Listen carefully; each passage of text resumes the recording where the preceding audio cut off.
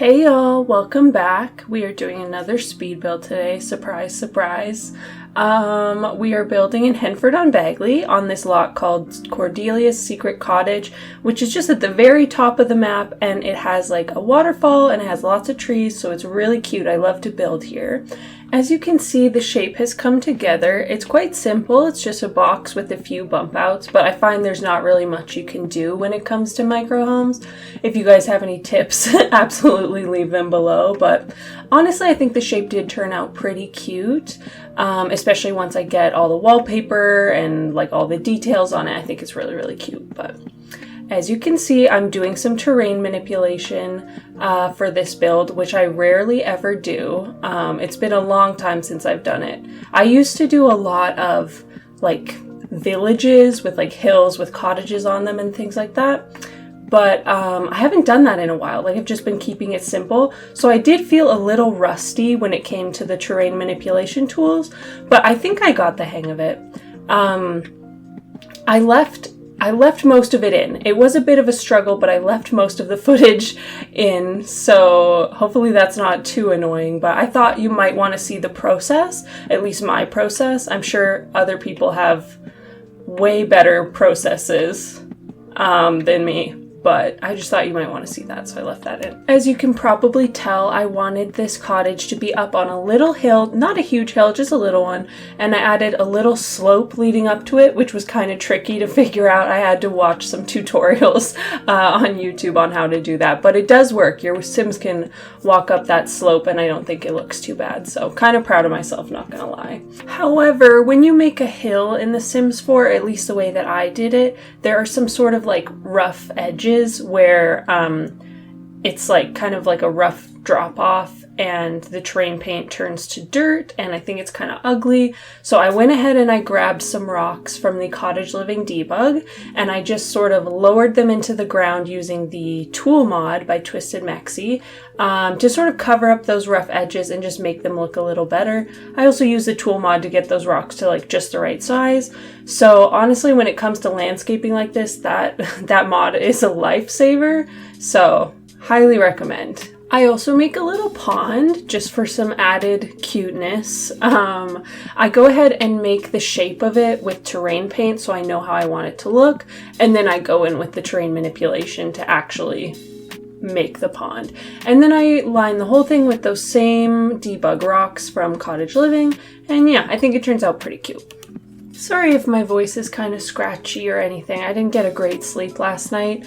We actually came home last night. My sister-in-law and I came home from visiting my parents last night, and it's not too long of a drive. It's only 3 hours, but we got home super late and I'm just like tired today. I don't know. But we stopped at McDonald's on the way and we got our dollar drink days. I love dollar drink days. I live for dollar drink days. I'm never not getting a Diet Coke from the McDonald's by my house. I'm never not doing that. So let me know, guys. Do you have a favorite drink from Dollar Drink Days? They even have like iced coffee. It might be different in other countries, but I'm from Canada and here you can get like an iced coffee for like $1.50 or something like that. I might be off a little bit, and you can get your fountain drink as well. And you know what happened the other day? This is so off topic. This doesn't even matter, but my husband was gonna get a fountain drink and I was like, you should try mixing Sprite and Fruitopia, because I've always done that. Like ever since I was a kid, I always did that. And he laughed at me, like he thought it was like laughable. Like why would anyone do that? And I was like, just try it. Just give it a try. And he did, and he liked it. So I was right, and I highly recommend that. If you're into like fruity drinks like that, then yeah, I recommend it. But yeah, I guess comment your favorite Dollar Drink Days drink if you celebrate. Comment below. Anyway, I'm gonna try and get back on track now. We are done with the terrain manipulation and the rocks and the making of the pond and all of that. So we're just doing a bit of landscaping as far as like bushes, flowers, trees, things like that. So I just went with a lot of different shades of green, you know, in the bushes and the low-lying flowers and stuff like that. But as far as flowers go, I didn't want to do too many different types of flowers because I feel like it can start to look a little busy.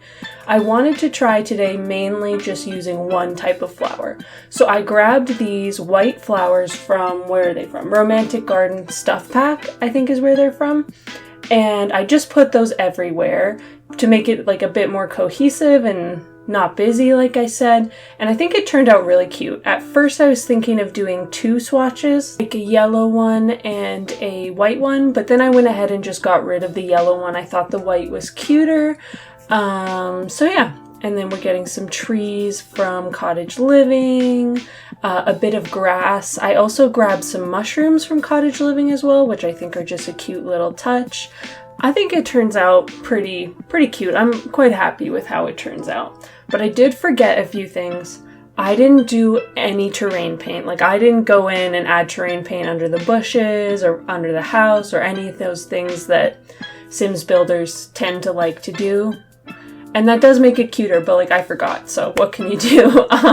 If you download this from the gallery, feel free to add terrain paint to your heart's content. Another thing I forgot though is I forgot to change the texture of the water, or the swatch of the water, sorry. It's just the default one. But to be honest, I think it looks cute. Like, I don't think it looks bad. I just didn't even try any other ones. There might have been a better one, but I think this one fits nicely. So now we are on to painting the house. So I went with a greenish grayish roof shingle.